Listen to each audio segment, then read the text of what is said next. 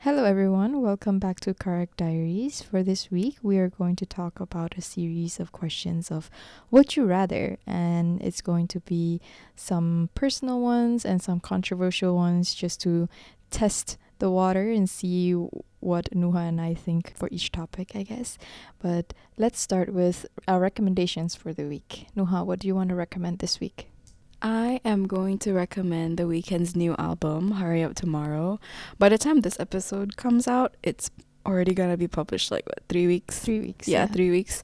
But it's okay. I am still bumping that album. My personal favorites are Cry for Me, Open Hearts, and Niagara Falls. Why do you like those the most? I don't know, because at first listen, I already liked it a lot, and I think that says a lot about me because for me, if I like it first listen, then like that's how I know I'm gonna be playing this song for the next month or so, or whenever until I get tired of it, which probably not because I still have like one song that I'm like still playing a year later, which is like my top song of 2024, and it's still in my current rotation playlist. So yeah, when I like a song, I like a song. And yeah, these three just stood out in the album.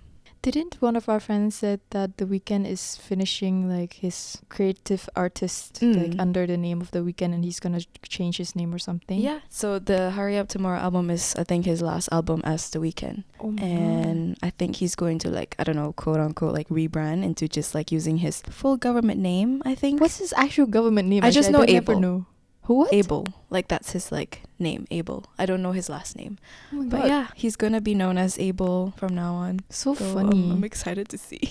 Yeah. I wonder like what's the reason why he decided to do that. I think someone said that he just said that he's already said everything he wanted to say as The Weeknd or something like that. So I yeah. wonder how he even chose the name The Weeknd. Yeah, I don't know. Yeah. I don't know. But yeah, that's my recommendation. What about you? My recommendation for this week is Alfara Gourmet. Mm-hmm. It's a butchery as well as they say they're also a restaurant. And if you go onto their website, they have a place in Abu Dhabi and Dubai. And how we came upon this place was because we were doing a barbecue in like a park outside. So we wanted to find like a place that can deliver kebab, shishuk, burger patties and stuff all in one go so that we don't have to make it ourselves and like be busy with that. So we found this place and actually Noha was the one who found this place and I placed the order and it's really good because we only paid 330 dirhams for 9 people, which could actually fit 10 plus people because we had so much food left.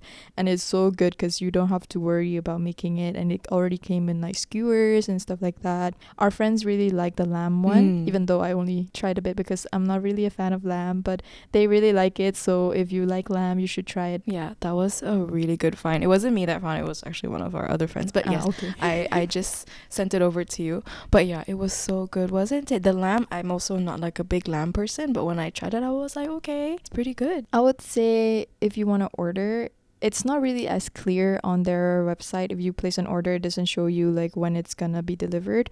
But when I called them, they said if you place an order, it should come around like 2 hours.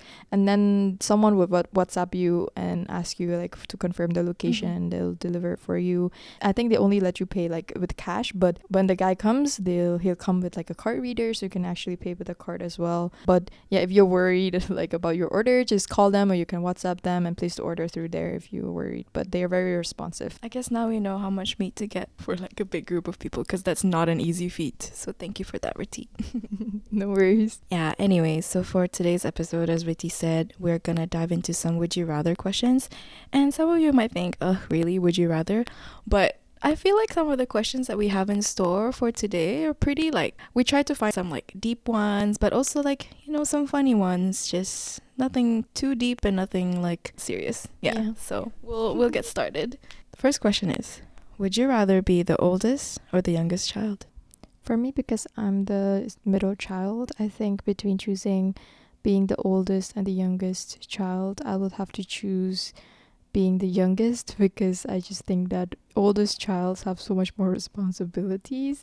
And I think from my perspective, to be honest, being the youngest child is a lot simpler. You have less responsibilities, or I guess because I get to watch my youngest sibling growing up much later than I am because we have like a 10 years age difference. So low key kind of like envy her a little bit. Like, I want to be at her age all over again, you know? But I think now, just thinking a little bit more, I think she is very emotionally intelligent. She's a very smart kid. She thought a lot about the future and stuff like that, and she fears a lot of things. And that's when I realized that she's not just a little kid anymore who seems so careless or doesn't have to worry about anything in the world. But no, actually, she's growing up and she's slowly having like a sort of burden over her shoulders, you know, like being the youngest doesn't mean that you don't have to worry about anything and that your older siblings are going to take care of you like for the rest of your life and stuff like that, you know.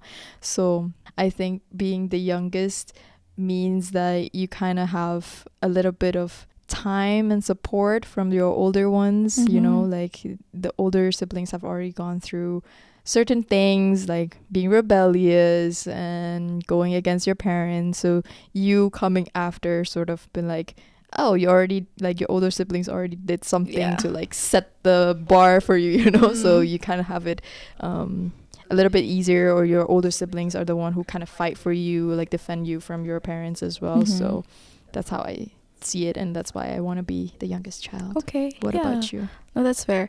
As the oldest child, I don't think I can see myself as anything beside an older child. I honestly don't envy being the youngest. Like, I don't envy my youngest brother because I feel like it's a lot of kind of pressure if you're kind of like the last child or whatever to meet a certain expectation or something like that. Like, yeah, they may have it easy because, you know, they're the youngest and stuff, but maybe they put some kind of like pressure on themselves too, because I know if I was the youngest child, I would put pressure on myself if I see my oldest like siblings do well or whatever. Like, I want to know like how I can do that and like do better, you know. But as the oldest child, I have to say, like, you know, it was like a clean slate, I guess. Like, you kind of don't have really any expectations. Sure, you're like, you have this burden of like being the oldest or like being like a role model or whatever, but I think you also have like some grace to make mistakes as the oldest child, because, you know, your parents would understand that you are the oldest child. Like, you don't have really anyone to look up to besides your parents. And yeah, I would still go with being the oldest child. Interesting, because now that I'm thinking of it, even though I was the middle child, the brother above me, he was just so competitive and like he was smart and everything. He was just seems like a perfect child. So all the time, like, I always compare myself to him and like I feel so pressured. So I see why. Yeah, exactly. And like, at that unnecessary pressure, you know.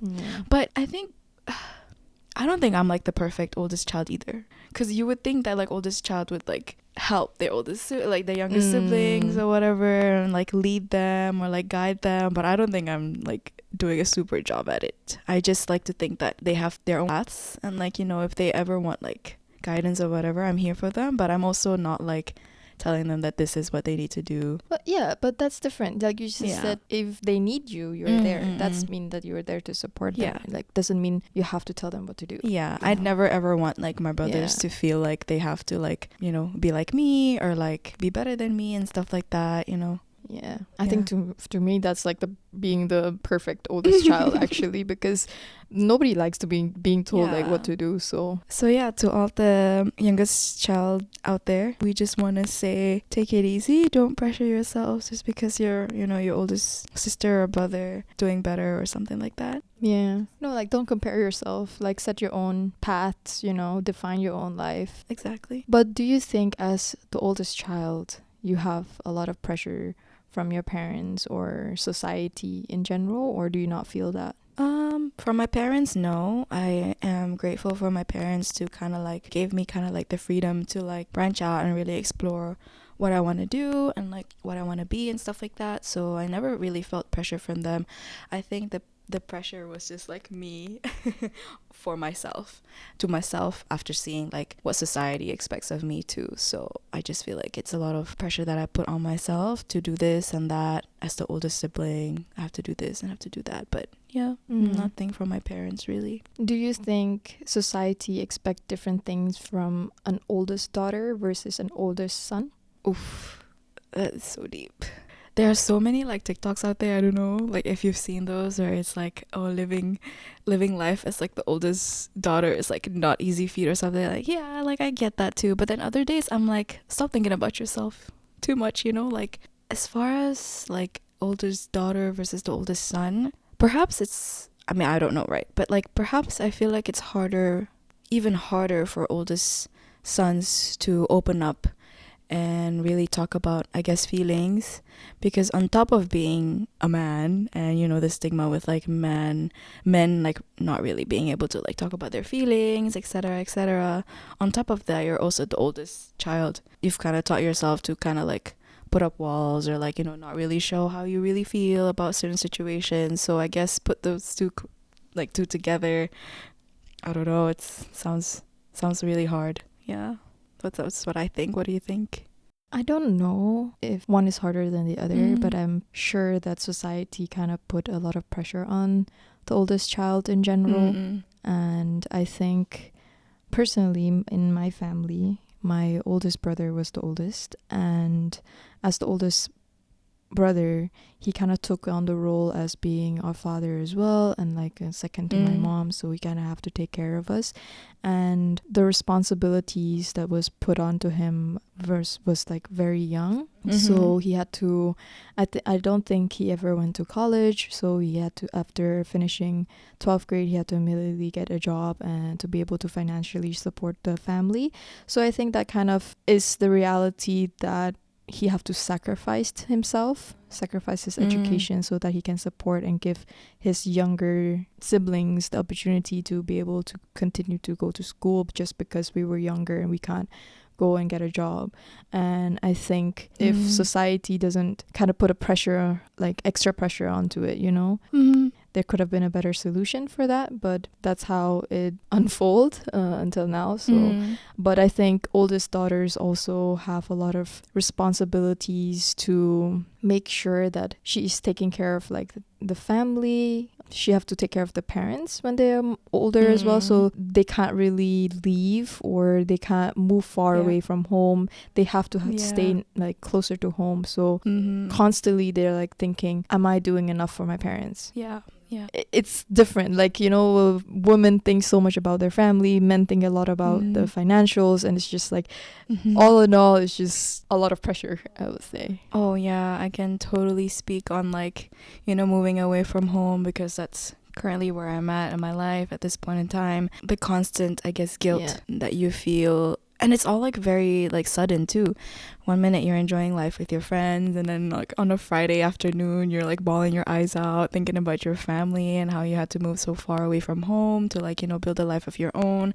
And that's that guilt of like leaving home as the oldest daughter, but also like as the oldest sibling, because, you know, you don't really get to spend time with your youngest siblings. And like, I say that I don't, you know, really like give too much guidance to my brothers, and I kind of let them like do whatever they want to do. But at the same time, like, you know, it's harder to do that when you're further away now. Whereas if I was at home or something, they can ask me better. You know, I'm easily accessible. But now, like, I have my own life, and sometimes I'm wondering if they're like, oh, I shouldn't disturb her because, you know, she has her own life. And yeah, and with going with my parents, like, you realize that they're also growing up, getting older by the day, and, you know, being far from home, it's so difficult. And yeah, I think like if you just live far away from home, you can resonate. You know, you don't necessarily have to be an oldest daughter or oldest son to have these feelings. I think these are a lot of unspoken guilt. All of us kind of feel this way, but to some extent we can't keep that from holding us from taking care of ourselves, just having a little fun in our lives as well, because you can worry a lot but you can't do much right now. So rather focus on what you can do for yourself, what you can do for them at that moment, and in the future. So don't dwell on like the what ifs and stuff. So like true. That. Yeah, if you ever feel sad, call your parents. I think that's like my biggest, I guess, lesson moving away from home. For sure. Whew, what a question. I was thinking like I might go off script a little bit, right? And like I know we have a list of our questions, but there was one question that kind of like relates to what you were talking about with your brother and like him sacrificing. It is, would you rather live a full life of personal accomplishments but always feel disconnected from the people you care about, or sacrifice your dreams to form deep and meaningful connection but never feel like you've reached your full potential? Another deep question, man. It's loaded, this one.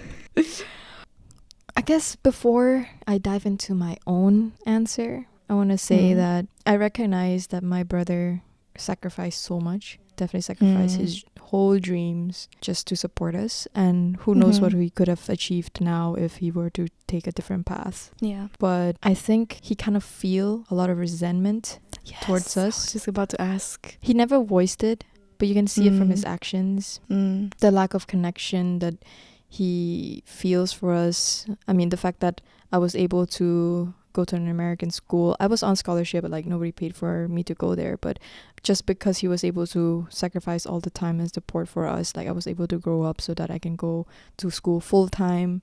And then I got the opportunity to go abroad and stuff like that. During family gatherings, you kind of hear certain comments or certain way when I go home and when he comes to visit me from at my mom's home, because he lives in a different house now because he's married. Yeah, it's just kind of unspoken around that, so kind of tiptoe around it. But I guess this is kind of the first time I even voiced it out as well. And for me to be able to realize that this kind of resentment is valid also, is a huge step to understand why he acts a certain way and stuff like that. Where he's coming from, his own past and all that, what he had to sacrifice. Yeah, for sure.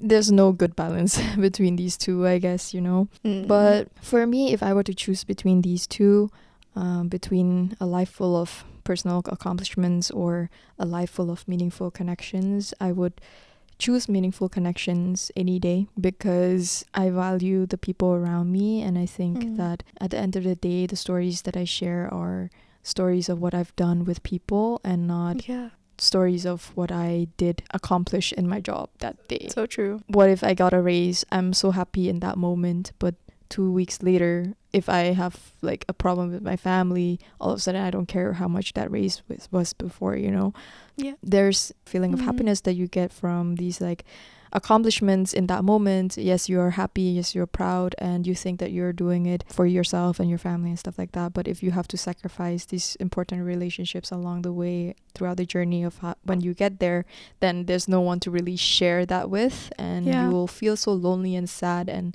when you get that award, like you look around, no one's happy for you. That's kind of negates all the happiness in that moment. Yeah, so it's like, was it really worth it then? Yeah, exactly. I agree. I always feel like whenever you accomplish something good, the first thing that you want to do is share it with someone, right? Yes, you have like the happiness that you did that and you accomplished that, but I feel like the next thing that you want to do is obviously share it with the people like that you love. And if there's no one to share it with, then as you said, like, what was the whole point, really? So yeah, I'm with you on this one. Deep and meaningful connections all the way. But then, like, the concept of like resentment came to mind. Are you confident that you won't feel some sort of like resentment towards these people that you've decided to like, prioritize over trying to accomplish something, for your career, for example? I guess that is true. I mean, I'm kind of juggling that at the moment, because I am in a relationship where I am very committed and I want to be with this person. But unfortunately, we live in very completely different continents even. And to decide whether we should be together right now is always a question. And we decided, kind of work things out that being physically together right now is not a priority, and that we should prioritize ourselves first. Because even though we are committed right here now, we never know what will happen in the future. To be able to be confident, to be able to sustain a relationship that is worth in the future, we have to know who we are as a person, as an individual, and work towards our own personal goals first. Because at the end of the day, we're so young. Like we're in our early mid-20s, so nothing should be so serious enough that you have to sacrifice yourself for that, because you never know what is not going to work out. For sure. But I'm not saying that I'm not making this work at the same time. Like, I'm doing everything I can to make it work, but alongside that, I prioritize myself and he prioritizes himself. And I tell him that sometimes, yes, I feel like, oh, like why can't he prioritize me, or why can whatever. But deep down, I always tell him, do what's best for you first, because if it's meant to be, it'll be meant to be. Yeah. Like it'll be worth it in the end. Yeah. Yeah. I love that. Yeah, that's very true. And that way, like, you won't feel resentment. Yeah, or regret or any your regrets. choices. Yeah, for sure. Okay, yeah. I think that was a pretty easy one. Yeah. Yeah. Well, to add on to that, I would say to prevent you from feeling the resentment or regret, make sure that you take time to decide whatever you choose. Weigh the pros and cons. Don't rush into a decision that could possibly change the whole trajectory of your life, because you can't take a life decision simply in the heat of the moment, or in the moment where you're feeling so sad, or in the moment where you're feeling so happy. You have to be in a neutral state to be able to evaluate everything, so that you come to a conclusion and to come to a decision that is good for yourself, that you're happy with, and that you can say, I made that decision for myself. Yeah. You can't just blame. You can't blame, or like let anyone else decide for you and then blame them for making you decide a certain way or feel a certain way. Like at the end of the day, that was all on you. Yeah. Yeah. That's a really nice way of putting it. Yeah. But it's hard. I don't know. You guys are very strong. I guess this ties in nicely with the next question that I have. Would you rather always know exactly what's going to happen next, but be unable to change it, or always be surprised by what happens next, but have the freedom to change it as you go? I think you should take this one first. Okay. I am not a spontaneous person. I always like to know what I'm going to do, where I'm going to go, how that place looks like. I always say that when I do get my driver's license, I need to like literally Google the parking situation before I go. Because if I don't know how to park at that place, I'm not going. That plan is not happening. So I think from this answer alone, you can tell that I would rather know exactly what's going to happen next and be okay with not being able to change it. Now, you see, the parking situation, I understand, okay, like to some extent. But the fact that once we choose a restaurant, you always Google what on the menu is. Always. You just gotta like, I just need to know beforehand, before I go. I put myself in that situation. I feel like it makes me feel better when I already know what to expect. So if someone make you do something spontaneously, for instance, me, because I'm the opposite. I'm so like, I love a spontaneous moment. Yeah. In the case where I'm like, no, let's do this like 30 minutes before, 10 minutes before. Yeah. What would you say? Because you are my close friend, I will say yes. Under pressure, or no, because it has happened before with Shaza, actually, our previous guest, and that was in uni. It was so funny because I don't even know like how we got there, but it was like super late at night or something, and we were actually like dancing to The Weekend or something, and then we were so bored, and then Shaza was like, oh, let's go out. So we ended up going to what's that place at Mina? Marsa Mina? Yeah, so we just ended up going there for the night. So to this day, I still think that was the most spontaneous thing I've ever done. That's true. You've told the story a couple times. Exactly, and it's literally just a taxi cab away. Like, it's nothing crazy when you look back. But to me, wow, back then, that was crazy. So yeah, if you ask me like in maybe an hour's time, you want to go somewhere, I'd be happy to go with you. Just know that my recovery. Nah.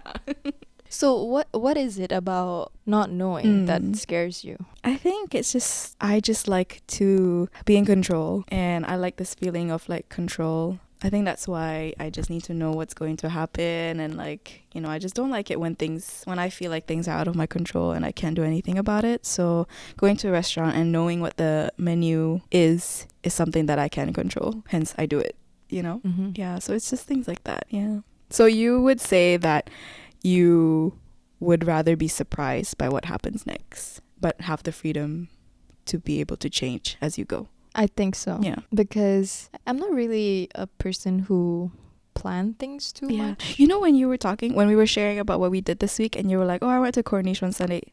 Was that just something that you decided on that day? Yes. Yeah, you see, I can't do that. I'm going to have to plan that like 2 days in advance. Yeah, on Sunday I woke up and I was just like, I don't want to stay in the house. So, and I didn't need to meal prep because I already like cooked the other day. Mm. So I was like, okay, I have so much time. I want to get some fresh air. So I just took the bus and wanted to go see the sunset.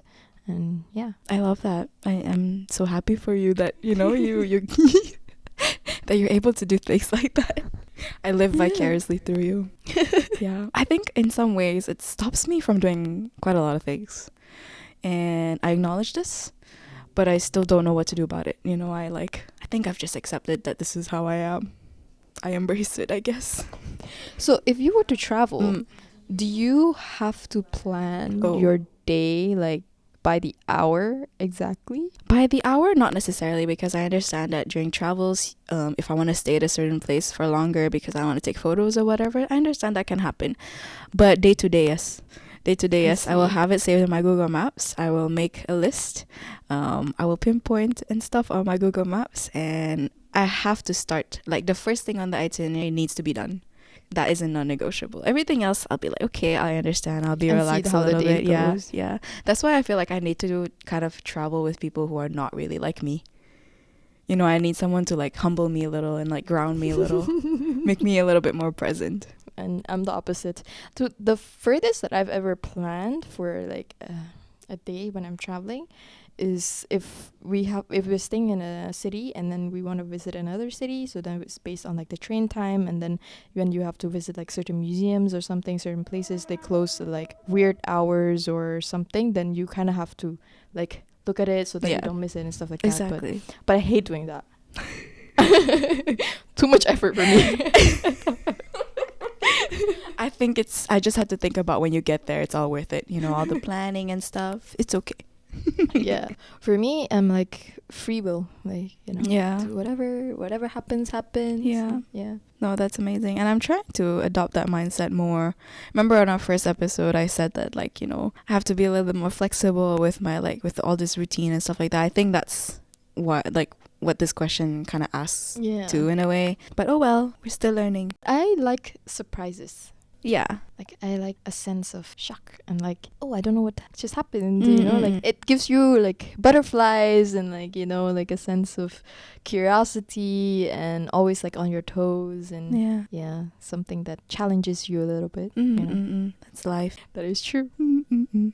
Not for me though. I guess moving on to a more lighthearted question. Hit me. Would you rather always be slightly underdressed at every formal event, but always be the most fun person there? Or always be the best dressed, but the least interesting? God, this one's hard. This one's really hard.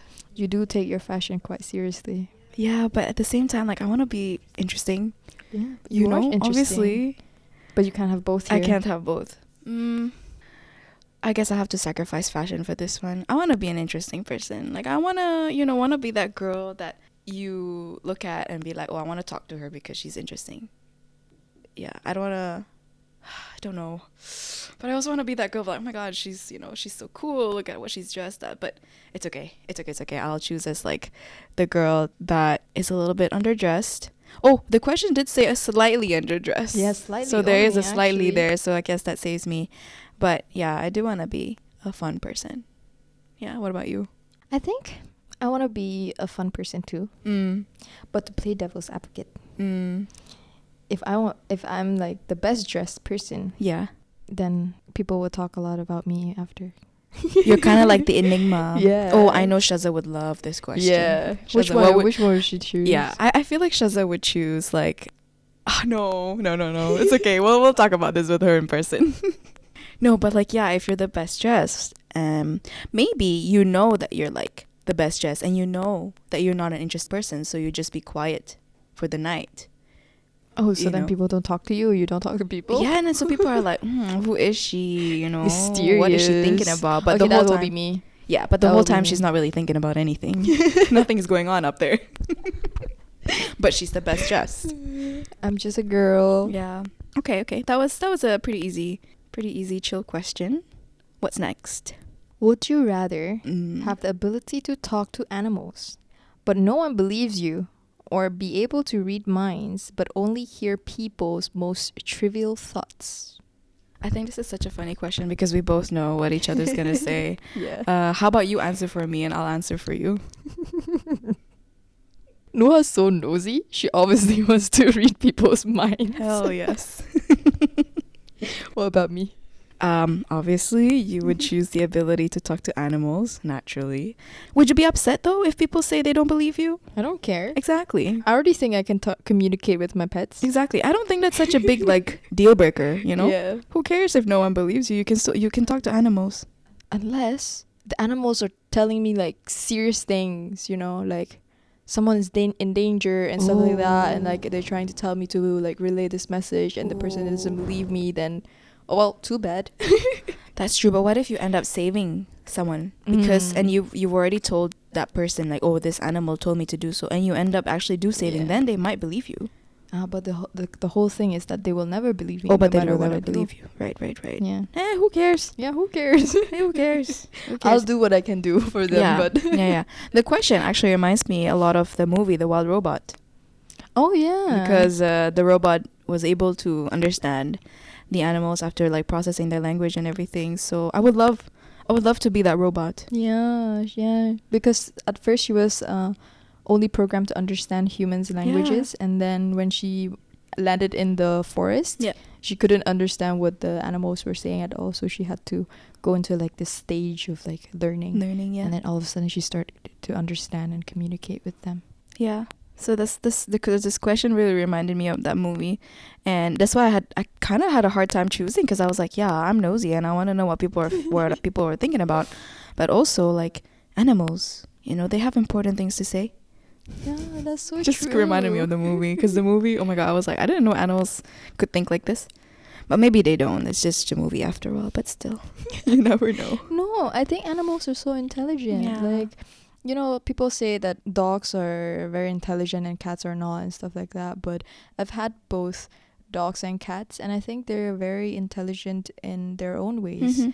Dogs are, how to say, they're very, I don't want to say that they're needy, but the way they show love is very physical, and you can see that a dog is very loyal. They absolutely love their humans, and you can physically see it. That, but for a cat, you can sense it. Like when I'm upset, my cat would just jumps onto the bed. I would just like slowly come and like lay down next to me. Yeah. She would just go like quiet and like, you know, and normally she wouldn't do that. She only comes when like I am sad or something, or if she wants food. Yeah. Yeah, but if they also like need help, like when she was about to give birth, she also comes to you. Like they need comfort and stuff like that. Yeah, So like a sixth sense. yeah, they're very intelligent. Yeah. Okay. Another easy one. My next question would be, would you rather live without social media for the rest of your life but never experience loneliness, or be constantly on social media but unable to connect with anyone in a meaningful way? Damn. How to explain this, because we are posting our podcasts and stuff on social I media. know. Wait, is Spotify and YouTube considered social media? YouTube, yes, because you do get social with each other on there, right? Spotify, yeah, I guess also To some extent now. yeah. Yeah. Ooh, this is hard, especially when our life literally revolves around social media these days. But I would still choose life without Yeah. social media Same. and experience no loneliness. Yeah. Because you can be on social media but still feel so lonely. Yeah. Like you can have millions of followers. Yeah, that's exactly what the question was saying. Like, you know, you're Yeah. constantly on there, but then at the end of the day, you're not really able to connect Yeah. with anyone. But social media is also good in a sense that sometimes if you share something that you're going through in your life and it's relatable to others, then at that moment the listeners or the viewers on the other end feels connected to you, even though they don't know who you are, have never seen you physically in person and Yeah. stuff like that. But they're like, oh, someone in this world actually is going through something that I'm going through. So in some sense, it's kind of create a sense of comfort. Yeah, wait, that's a good point. Especially like those Reddit stories. Yeah. I saw this tweet the other day. It was like, when you think that you've had a bad day, someone on Reddit already had that bad day like years ago or something like that, you Yeah. know? So yeah, you're right. In a way, it is comforting to know that Yeah. a stranger is going through the same thing or has already gone through the same thing as you. That's true. For sure. Damn, we're really not cut out for would you rathers, I feel. Maybe for this one because it's quite tough to choose either. But do you think social media brings more pros or cons? Oh God. If we're talking just my personal life, I think at this moment in time, it's kind of cons because I've kind of regressed because I've been on TikTok. I've been on my TikTok era again, and I was on a break for a while actually. Like I wasn't really on there because I was on there for so long that I felt like my brain was literally like leaving me.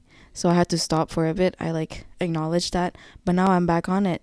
For what it's worth, the only thing I am watching are like mukbangs and like, you know, get ready with me's and all that. So none of like the super brain rotting stuff. But right now it's a con because it's making me not really fall asleep on time Oh, okay. because I'm like watching it before I go to sleep. So that's not a good thing. So I realize that that has to change. And I think my TikTok era will have to be put on pause because I need to like learn how to control myself. But yeah, I would say for now in my life, like at this point in time, it's a con. Only TikTok though. Everything else I is see. like pretty chill. Yeah, what about you?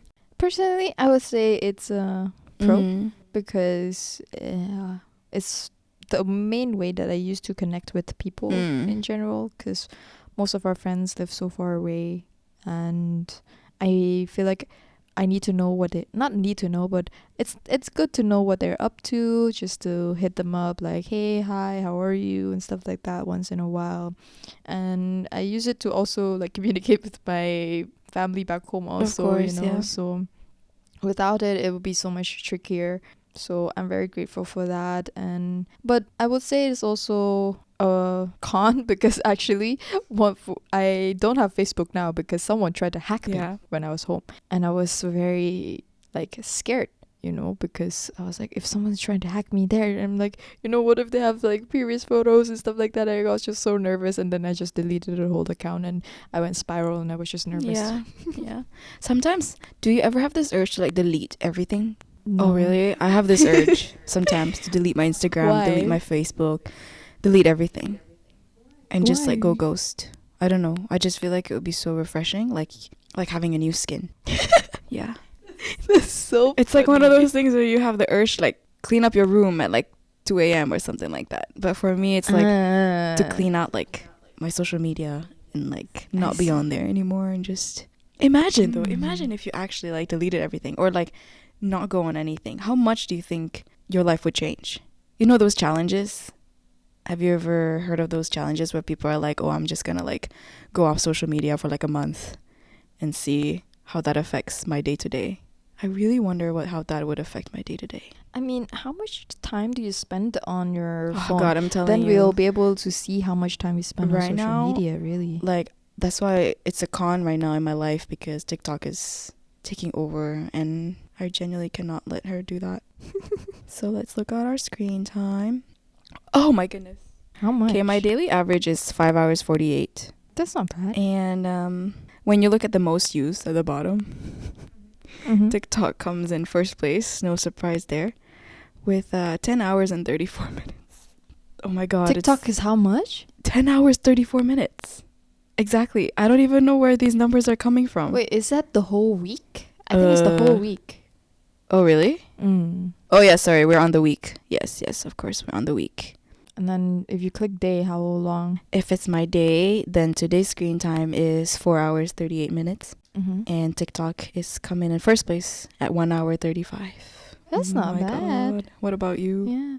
Mine today is 3 hours 30 minutes. Mm-hmm. And it's Instagram because I don't have TikTok, so I go on Instagram Reels, and it's an hour and 10 minutes. Yeah, I'm not really on Instagram Reels. Mm. I'm only on there when you send me Reels. Yeah, it's not my main form. Just TikTok. That's true. Yeah. So much can be accomplished within 1 hour, I'm 1 hour and a saying, half. I'm saying, but it's okay. Like I usually go through these phases. Like I told you, like Yeah. I was on my TikTok era and then I paused, stopped for a long time, and now I'm back at it. So What's considered as an era? no, I don't know. Just when I get like really sick and tired of it. I'm just Yeah. like, ugh, it's so boring. You know when you like consume something too much. Then boring. do you like completely delete the app from your phone? Like what do you do to cleanse yourself? I Not literally cleanse, like, just to don't stop. open it. So you can just don't open it now, or No, but there's something like that's making me click on it. I see. Yeah, but usually like after a while, it just kind of like need to like click on it just dies down, Yeah. and then I'm not really on there anymore until someone sends me a message or something. But yeah. yeah, That's true. yeah. But I really want to try that. Like, what if I actually like Do it. don't? You should do it for have this week, Instagram and then or next week we'll ask you how you feel. No, not this week. I have to plan for it. Remember?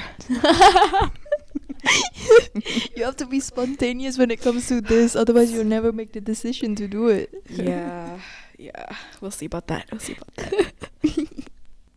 Maybe our last question for the day. And it's kind of, I think it's a good question for the both of us because you and I are quite similar in this kind of things. Would you rather only be able to communicate with people through deep philosophical conversations or be able to talk to anyone about anything but never have a serious discussion? I see there you put in brackets, oof. So give me your 2 cents. I don't know, man. This is hard because, I always find myself in situations where I have to talk to new people all the time. And if I can't strike a conversation with them, then I feel so like awkward and like, Mhm. I mean, you probably even worse. You hate awkward moments. Yeah. I'm working on it. So, but at the end of the day, I would say I will still choose communicating with people through deep philosophical conversations because I like a little challenge. I like to dig a little deeper into what everyone think about certain topics, controversial topics that's happening, because I think it kind of shows you a little bit more about how people think and how they view the world, because how we grow up and how we were raised, like the different schools that we go to, the different environments, I think definitely influence how you view a certain topic. And it's always good to hear some other opinions that you would have not thought of. It's kind of refreshing in a sense, and it makes you think and be even more open-minded. Yeah, I agree. I think it helps you grow if you have these kind of conversations. Looking at this question, I'm like, I want to be able to talk to anyone about anything. But the second part of that question is like, but never have a serious discussion. I don't know. Because I don't really know if I can be silly willy all the time, talk about anything, but have it be so superficial. Because maybe some days I want to talk about something serious, but I can't, right?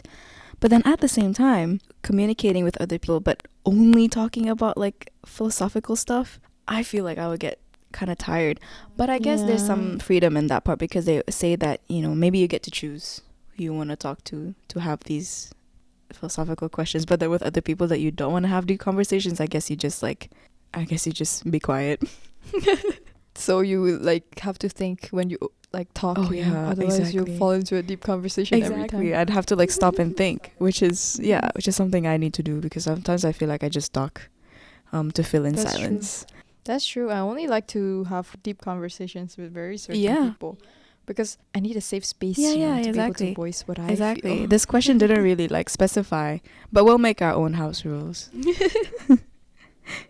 Yeah, I think that's all I have to say for that one. And that's actually all the questions we have. Yeah. That was really Did you like fun. the questions? Yeah, really made you think a lot, Mm-hmm. But I think we need to be more decisive. Yeah, a lot of these are like, yeah, I would definitely go for this, but Yeah, for sure. that's our formula. Yeah. It's hard though. Yeah. Yeah, and life isn't lived in absolutes. That's true. There's always a gray area. Yeah, I think that's all from me. So if you guys, heard anything that you resonated with, let us know. Are we alone on this? Do you feel the same way about any of these topics? Write it in the comments. We would love to know what you think. That's all from us today. We hope you enjoyed the episode, and we'll see you next time. Bye.